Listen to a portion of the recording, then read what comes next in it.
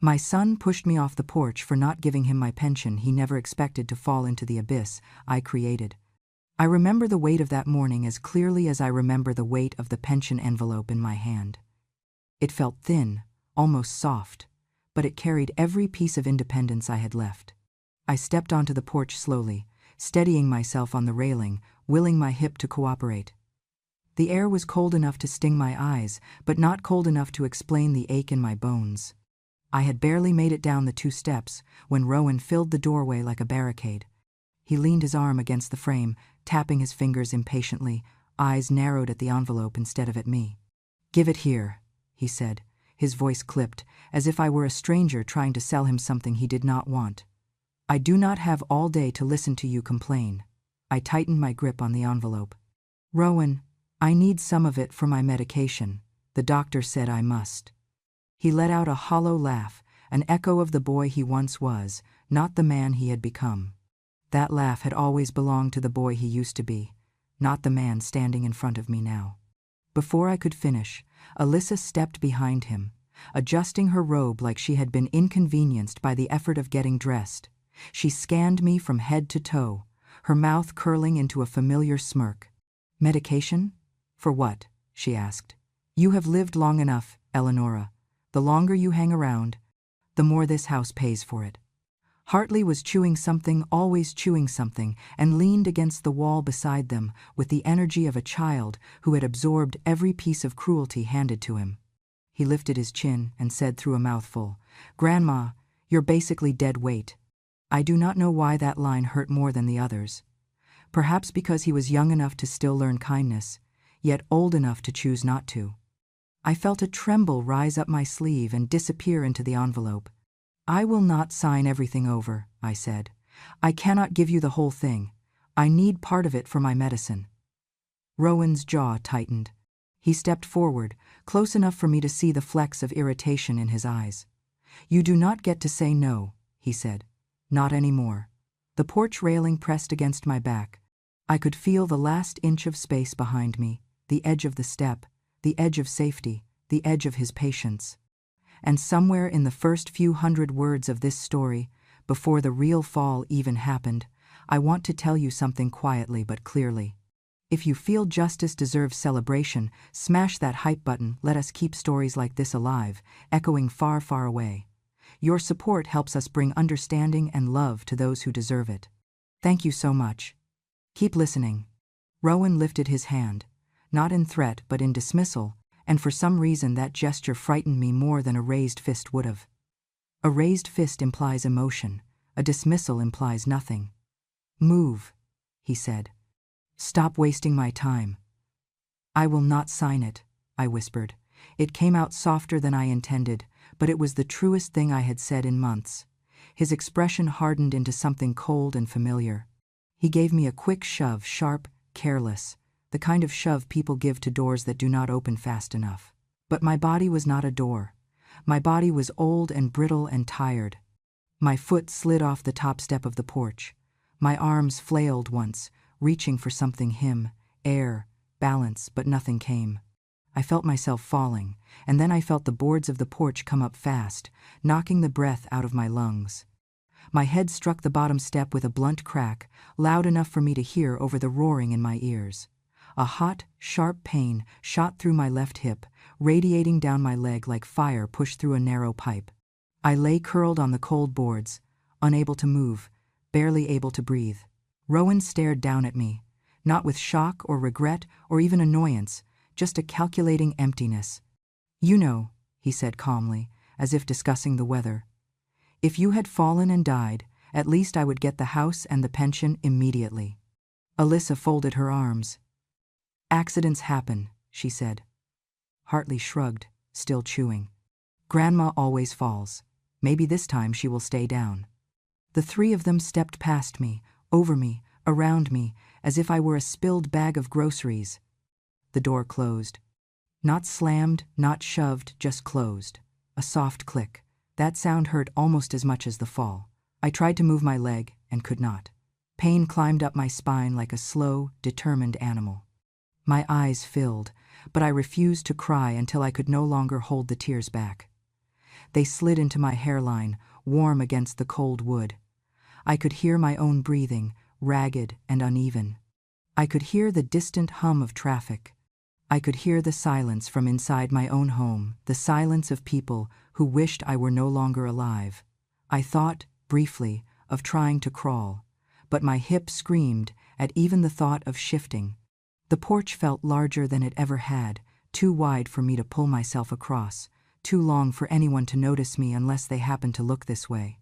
I do not know how long I lay there before I heard the sharp intake of breath, someone gasping, then running feet. "Eleonora?" Marlo Jensen's voice cut through the cold morning air, full of fear and disbelief. "Oh God, stay still. I am right here." She knelt beside me, her hands gentle on my shoulders, her eyes wide with the kind of concern I had forgotten existed. She looked at me like I mattered, like I had not deserved the fall, like she saw me not the burden they claimed, not the weight they refused to carry, but a woman who had been pushed hard and left behind. "What did they do to you?" she whispered. And for the first time that morning, I let myself breathe. Marlo helped me sit upright on her couch, her hands steadying my shoulders, her eyes scanning my face for signs of pain I was trying and failing to hide.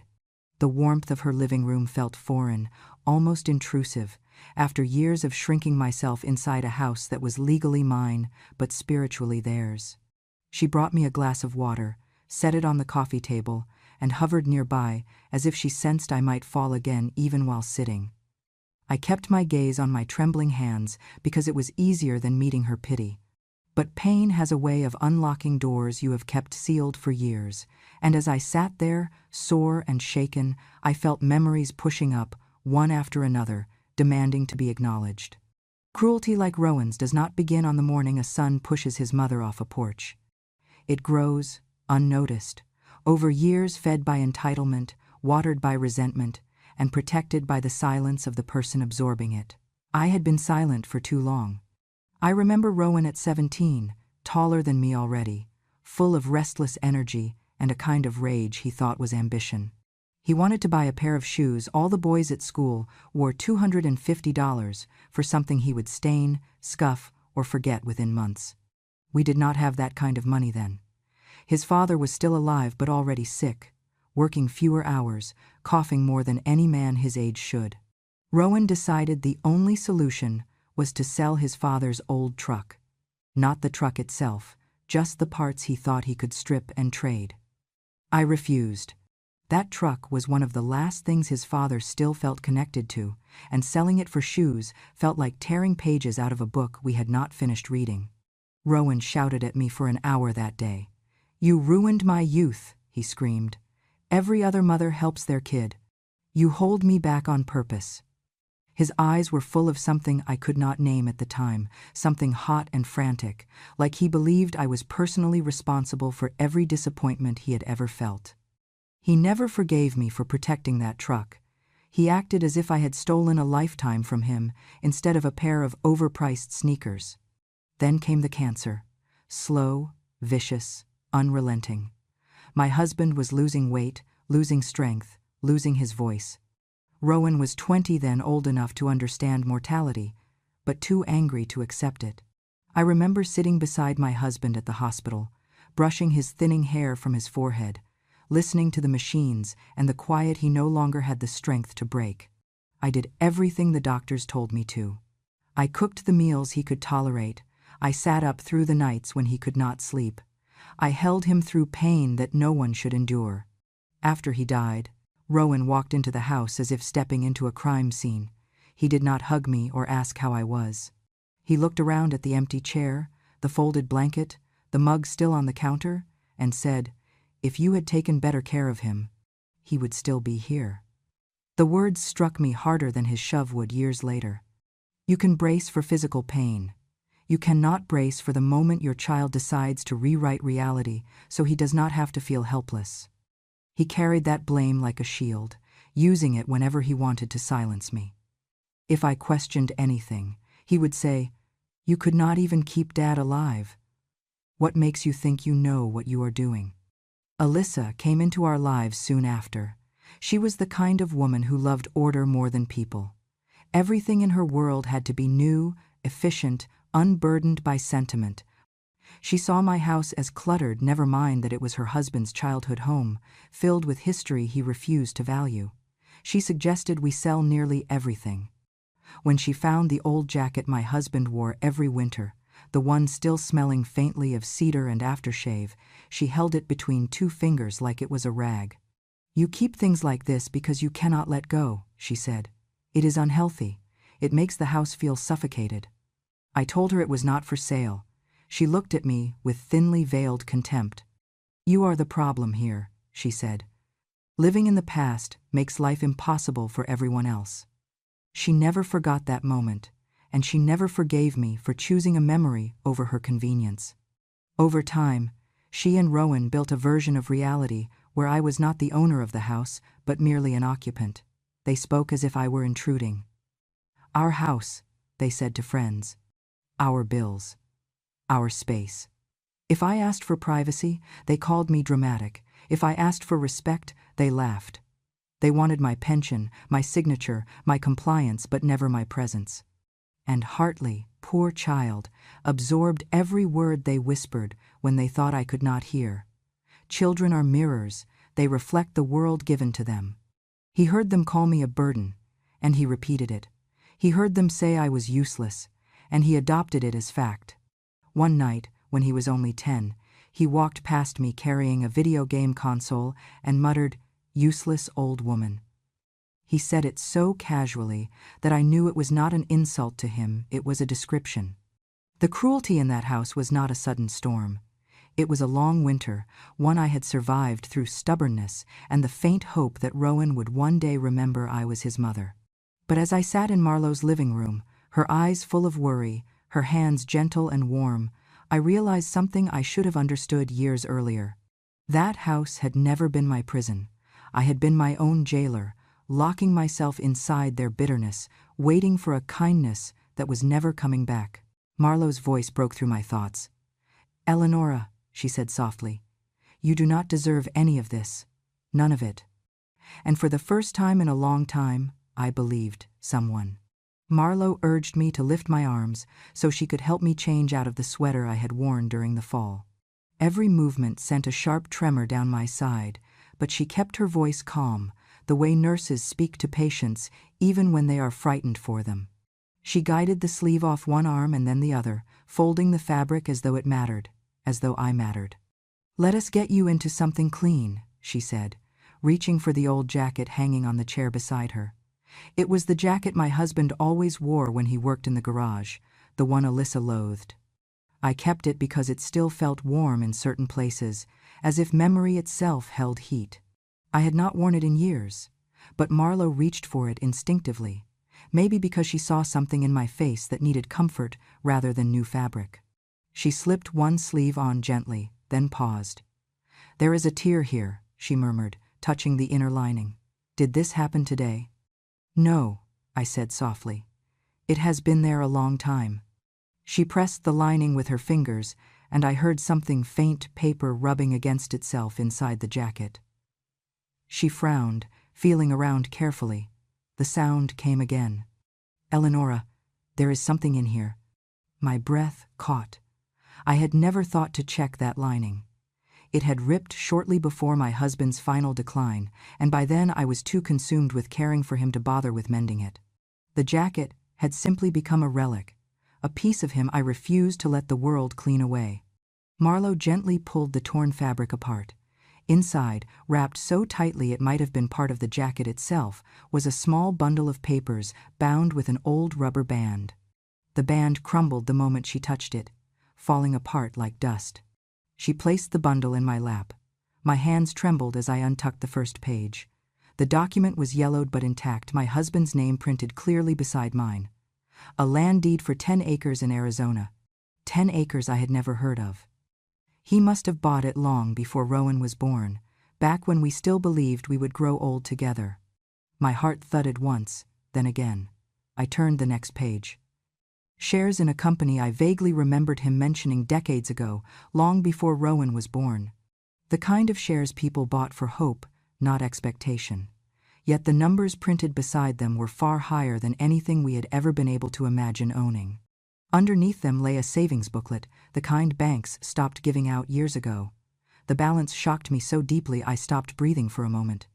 He had been putting money away quietly, secretly, even as he let me believe we were barely staying afloat. But the last piece of paper, that was the one that made my throat close. A small sheet, folded 4 times, creased and fragile. I opened it slowly.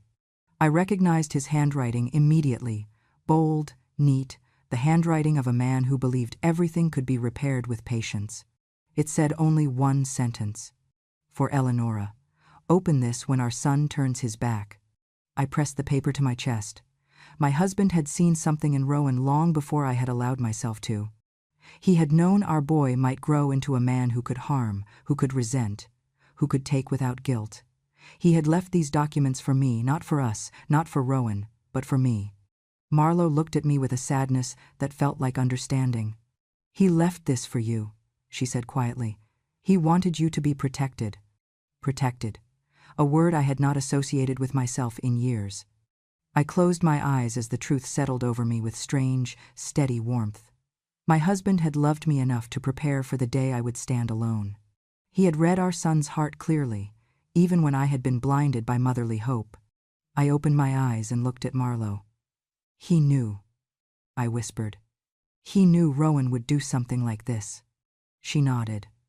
And he gave you everything you need to rise above it. I held the documents with both hands, feeling their weight, not just financial weight, emotional weight, spiritual weight, the weight of a man's final attempt to protect the woman he loved. What Rowan believed he could take from me, my money, my dignity, my home suddenly felt much smaller than the truth sitting in my lap. My husband had left me a lifeline hidden inside an old jacket. And now, after years of silence, the time had come to use it. Before Marlowe even finished helping me settle deeper into her couch, I could feel something shifting inside me, not strength yet, but the faint awareness that something in my world was about to change. She stood up, hesitated, and then said, "Eleonora, I need to show you something." Her tone held the kind of gravity people use when they are about to expose a truth too heavy to hold alone. She walked to a small table near the window and picked up her tablet. I watched her swipe through screens with the urgency of someone searching for a confession they already knew existed. When she sat down beside me again, her hand trembled slightly. "I did not plan to show you this," she said softly, "but after what happened today, you deserve to know." She tapped the screen, and there I was on her porch camera just hours earlier. My small figure stepping out into the morning air, Rowan blocking the doorway, and then the shove, the fall. The way my body hit the wood, the way they stepped over me.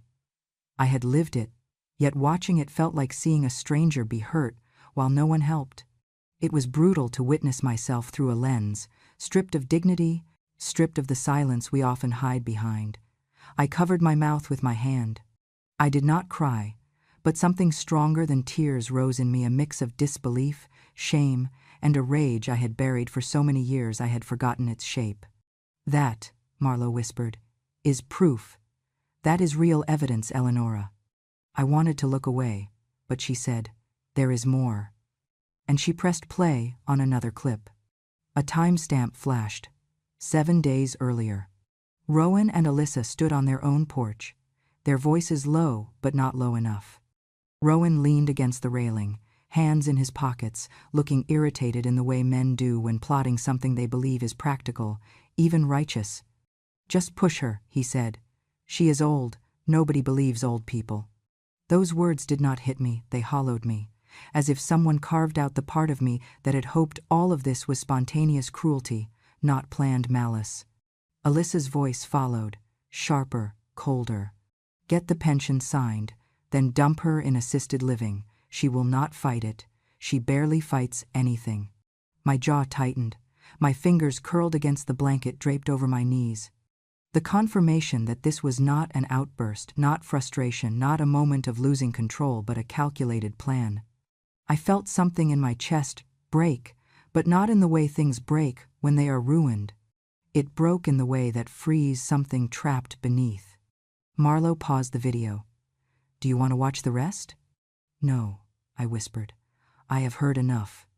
But she pressed play anyway, because she knew, and I knew, that truth only works when it is faced fully. Rowan continued, his voice filled with a cruel practicality. "Once she signs, she is useless. We get the house, the pension, and she can rot somewhere safe." Alyssa laughed lightly. "Perfect. She will not even know what happened.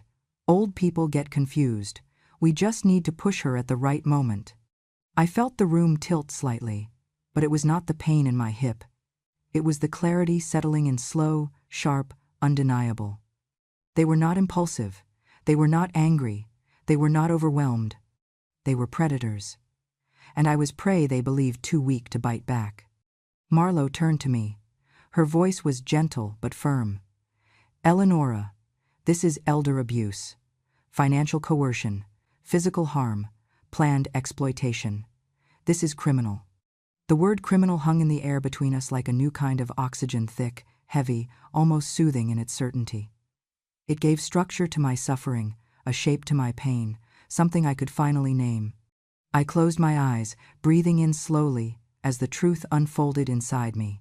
All those years I blamed myself, thinking maybe I had been too strict, too soft, too emotional, too protective. And here, in the thin glow of Marlo's tablet screen, the lie dissolved.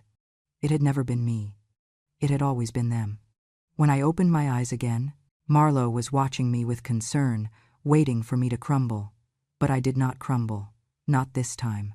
Instead, I placed my hand gently on hers. "Thank you," I whispered. "This time, I will not let them win." She squeezed my fingers. "You will not face this alone." And for the first time in years, maybe decades, I believed it. When Marlo told me she had someone I needed to meet, I expected a kind neighbor or a social worker, someone who would pat my hand and tell me to be patient, someone who would soften the edges of the truth, but not do anything meaningful with it. Instead, she brought me to a quiet brick office near the courthouse, the kind of building you pass without noticing until you need it. She guided me slowly up the walkway, her hand steady on my elbow. My hip throbbed with each step, but I felt strangely alert, almost braced, as if the air itself had changed around me. Inside, a man with silver hair and eyes too sharp to miss anything stood when we entered. He introduced himself with a firm handshake. "Declan Thorne," he said. "Marlo tells me you have been through hell." His voice was calm, confident, but not cold. It was the voice of someone who had taken broken stories and turned them into victories. I sat across from him at a polished wooden desk, clutching the documents my husband had left behind. Declan flipped through them like a surgeon, examining X-rays precise, efficient, unshaken. When he reached the handwritten note, he paused, then looked at me with a kind of respect that made my throat tighten. "This," he said, tapping the paper gently, "is not just a message, it is intent.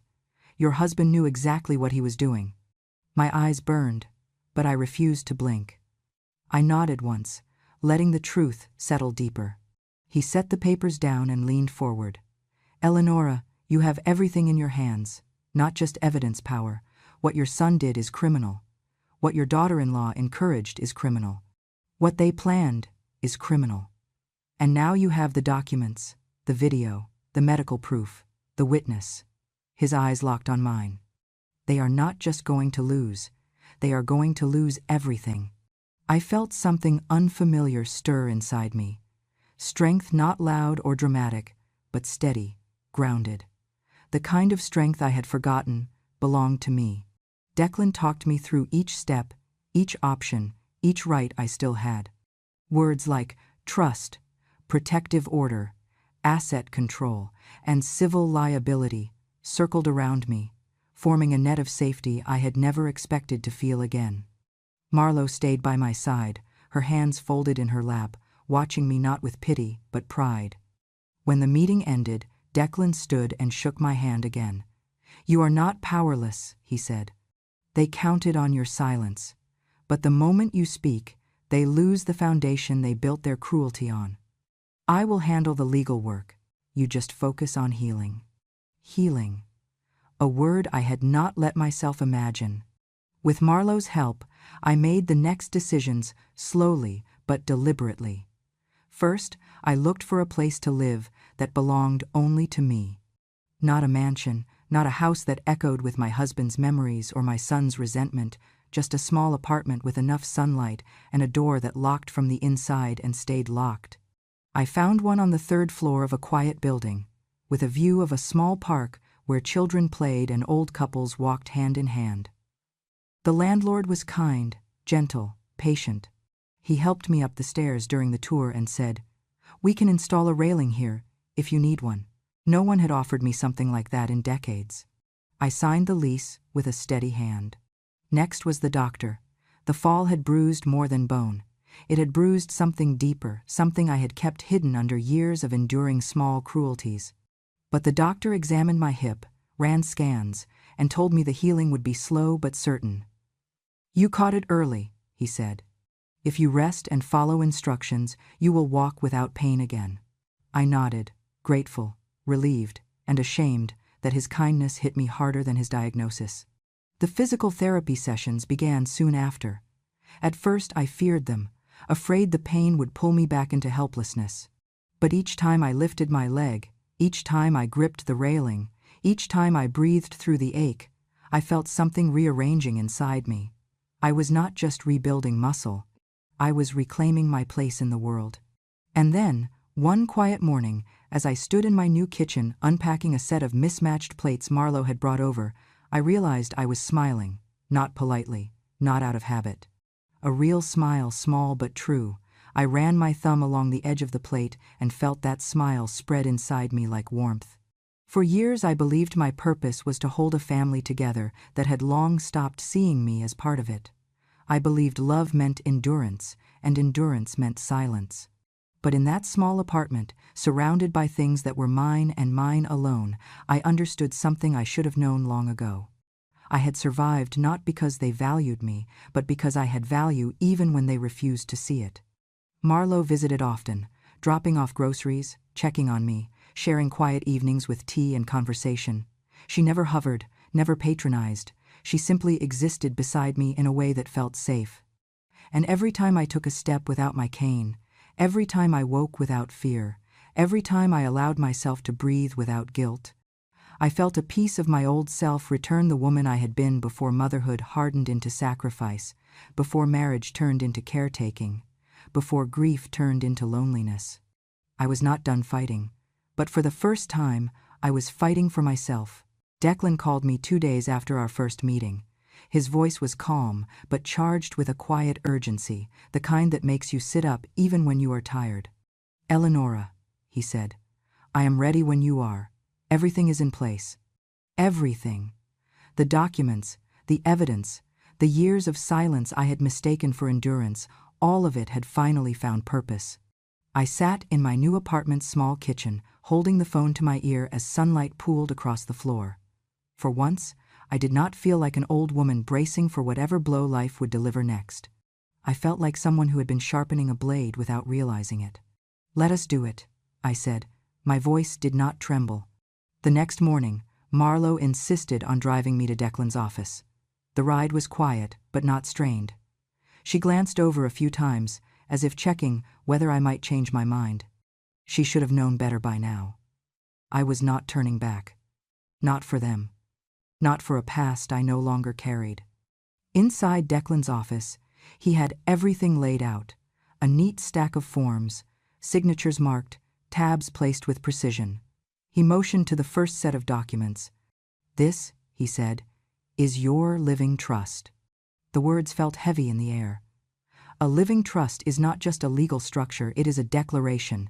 It is the moment someone decides who their life truly belongs to. He explained the terms, but I already knew what mattered. Rowan's name was not there. Not as beneficiary. Not as executor. Not as anything. In the beginning, removing him felt like betrayal. Now, it felt like survival. I signed each page with deliberate strokes. My hand did not shake. My breath stayed even. Each signature was a soft, firm rejection of the boy who had grown into a man who wanted me gone. Declan nodded with approval. With this trust, everything you own, your accounts, any land, your future earnings, the assets your husband left you, becomes legally untouchable. And more importantly, Rowan can never challenge it. A quiet satisfaction settled in my chest. He moved the signed trust aside and lifted the next file. Now, he said, the elder abuse case. Hearing it said aloud, elder abuse felt like someone naming a wound I had been too embarrassed to show. But the moment he opened the file, shame gave way to something sharper, clearer. Within the folder were printed screenshots from Marlowe's camera footage, the shove, the fall, my body hitting the porch, their indifference, their comments, their cruelty. Beside those images lay copies of my medical reports and the physician's statement confirming the nature of my injuries, how they aligned with the fall, how long I had been left without assistance. And finally, transcripts of Rowan and Alyssa's conversation about pushing me, signing my pension, disposing of me in assisted living. Of all the weapons a person can wield, truth is the one that cuts deepest. Declan closed the folder gently. With this, he said, a criminal investigation becomes not just possible, it's inevitable. The state will pursue charges, and they will win.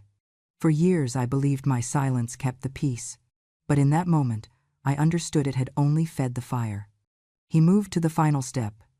The land ownership hearing has been scheduled for this afternoon, he said. Given the documentation your husband left you, plus the trust paperwork and evidence of coercion, the judge will have no choice. I nodded.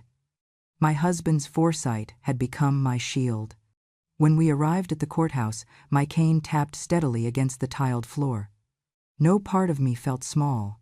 No part of me felt helpless. The hearing itself was brief, almost shockingly so. The judge reviewed the deed and trust documents, scanned the video evidence, and repeated one phrase that felt like a verdict on my entire last decade. Clear, intentional misuse of property. Wrongful occupancy. Immediate removal ordered. Immediate. Ordered. 2 words Rowan never thought would apply to him. The judge finalized the ruling, and Declan placed a reassuring hand on my shoulder. This is the beginning, he said softly. Not the end. And he was right. The consequences formed quickly, like dominoes toppling in perfect alignment. Rowan's accounts were frozen by the bank the next morning, standard procedure during an elder abuse investigation.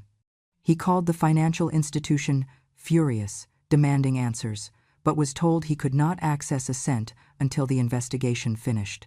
He tried another bank, same response. Watched, flagged, restricted.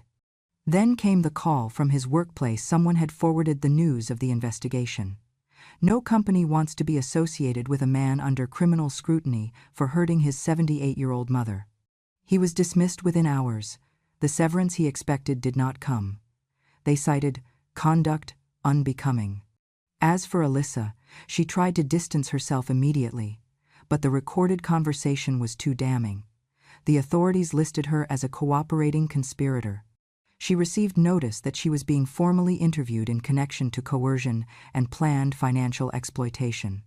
Her employer, a school, placed her on leave. No parent wants their children around someone who laughs while another human being suffers. Their world shrank rapidly. And mine finally began to expand. One afternoon, while sipping tea in my new apartment, I realized I had not felt fear all day. My hands were steady. My breath was smooth. For the first time in years, I could look toward tomorrow without bracing myself. It was not vengeance, it was a reclamation.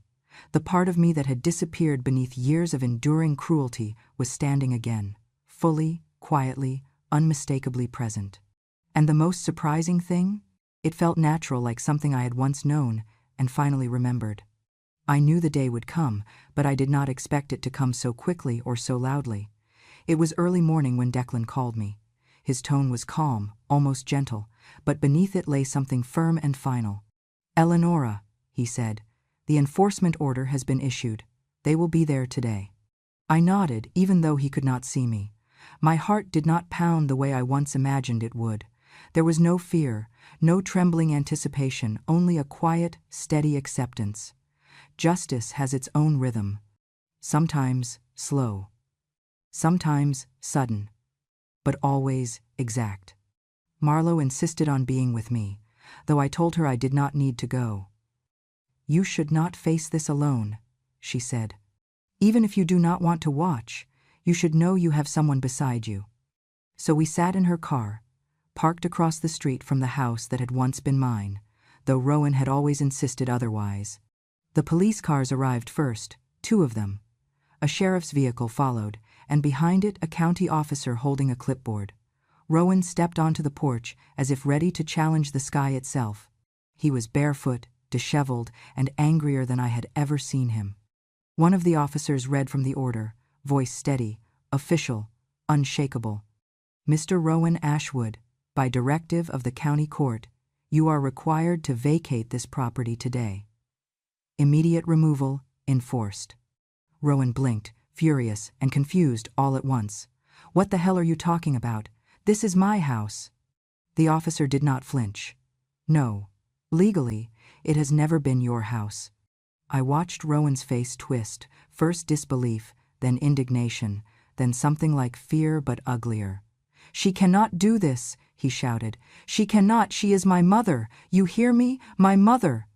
But even as he screamed the word mother, it sounded hollow coming from him, a word he had not earned in years. Alyssa stepped out next, mascara already smudging, tears staining her cheeks. She clutched her robe against her chest as if cold, but her shivering was not from the wind.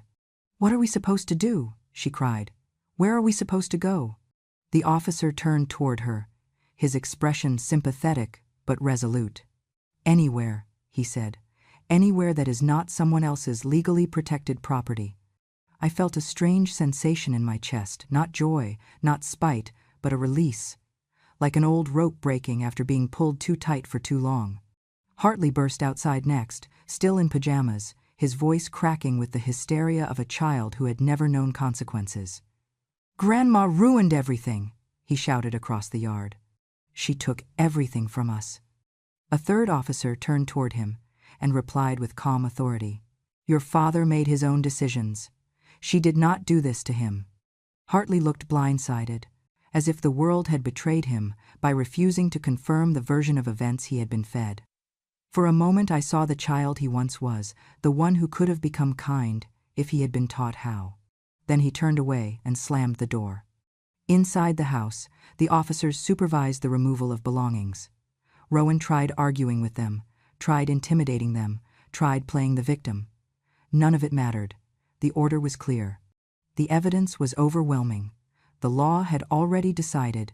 Within an hour, bags were on the lawn, boxes stacked crookedly, Alyssa pacing circles, crying into her hands. Rowan shouting into his phone first at the bank, then at his employer, then at his attorney, though none of them could offer him the salvation he demanded. "They froze my accounts," he yelled. "They cannot do that." The sheriff corrected him. "They can, and they did." "My job fired me," he shouted next. "Someone told them about the investigation." The sheriff looked unimpressed. "If they fired you, they had reason." Alyssa's phone kept buzzing messages from the school board, from her supervisor, from colleagues who had seen the news reports trickling through the local feeds. She dropped the phone once, picked it up again, then finally threw it into a box and burst into fresh tears. "This is impossible," she whispered. "We did nothing wrong." It was such a fragile lie, and it broke the moment the words left her mouth. As the officers provided Rowan with the final instructions about turning over keys and vacating the property line, Alyssa pulled him aside. I watched her body tense, watched her hands slice sharply through the air as the argument erupted silently behind their front door. When she stepped out again, she had a suitcase in her hand and a numb look in her eyes. She walked to a waiting Uber without looking back. Rowan followed her halfway down the walk, calling her name, begging, bargaining, threatening, but the car door shut, and the vehicle pulled away. He stood alone on the lawn, stunned, breathing hard, his fists clenched. The officers finished their paperwork. The sheriff handed him a copy of the ruling. "You may arrange to collect the rest of your belongings later, with escort. For now, you must leave." And just like that, he was no longer standing on a porch he never owned. When the officers left, Rowan paced the sidewalk like a restless shadow. Then he called out, loud enough for the whole street to hear, "Mom, Mom, I know you are there. Talk to me. Please talk to me." Marlo looked at me without speaking. She did not need to.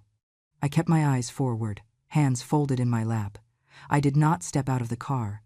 I did not lean toward the window. I did not answer. I let the silence speak for me. Because for the first time in his life, Rowan was feeling the consequences of his own choices. And for the first time in mine, I did not feel responsible for softening them. I had just finished watering the small fern on my windowsill when I heard the knock. It was hesitant at first, then frantic, then so familiar my body recognized it before my mind could. For a moment, I stood still, holding the watering can, listening to the uneven rhythm pounding, stopping, then pounding again. "Mom, please Mom, open the door." Rowan's voice was raw, stripped of the arrogance that once coated every word he spoke. I placed the can on the counter and walked slowly toward the door, not out of urgency, but out of something closer to clarity. My hip ached, but I no longer feared that ache. Pain, I had learned, was not a cage once you finally knew the way out. When I opened the door, Rowan stood there on his knees. His clothes were wrinkled, his hair disheveled, his face swollen from crying. I had seen him cry before, as a child, when scraped knees and broken toys felt like the end of the world. This was not that. This was a man realizing he had become the architect of his own ruin. "Mom," he choked out, reaching for me but stopping halfway, as if realizing I might step back. "Mom, I have nothing left. Alyssa is gone. Hartley was taken. They froze everything. The officers explained that a home under active criminal investigation could not legally shelter a child. Mom, I am begging you. Please help me. I have no one." There it was. The sentence I had once waited to hear, not the words themselves, but the vulnerability beneath them. Years ago, I would have lifted him off his knees, held his face in my hands, told him we would find a way. Back then, I believed a mother's love could heal anything, even wounds she did not inflict. But I was not that woman anymore. I stepped closer, not to comfort him, but to see him clearly. His eyes were desperate, searching for the mother who had always softened, always yielded, always forgave before being asked. But she was gone. Or maybe she had never existed the way he imagined. Maybe she had simply been quiet for too long. "Rowan," I said gently, "stand up." He did, slowly, wiping his face with the back of his hand. "I am sorry," he whispered. "For everything. I do not know why I did any of it. I was angry. I was stupid. Please, Mom, just let me come inside." I shook my head. Not in anger, not in triumph, just acceptance. "The day you pushed me off that porch," I said, "was the day I stood up from 20 years of pain. You did not break me. You opened my eyes." He stared at me, confused, as if expecting some hidden softness to reveal itself. "I forgive you," I said. And I meant it. Not for him, for myself. Forgiveness is not a gift to the person who hurt you. It is freedom from the weight they left behind. But I will not give you the chance to hurt me again. His lips trembled. "You are my mother," he whispered, almost in disbelief. "And I loved you more than you ever understood," I replied. "But loving you never meant erasing myself. Not anymore." He reached out again, palms open, pleading. "Please, just let me in. One night, one meal. I have nowhere." I stepped back, my hand on the door. "Rowan, I hope you find your way, truly. But this," I gestured around my quiet apartment, the soft light, the air finally free of tension. "This is my home, my peace, my beginning." He let out a sound that was part sob, part surrender. "Mom, please." I closed the door, not quickly, not angrily. For once, the door closed on him, not on me. The soft click echoed through the hallway, like the end of a long, sorrowful song. I stood there with my hand on the doorknob, listening to the muffled sound of his sobbing fade, then footsteps retreat down the hall. For the first time, the door closed on him, not on me.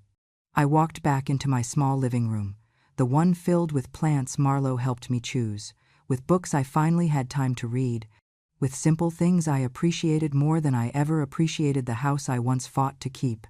I brewed myself a cup of tea, opened the window to let in the evening air, and sat down at the little table by the window.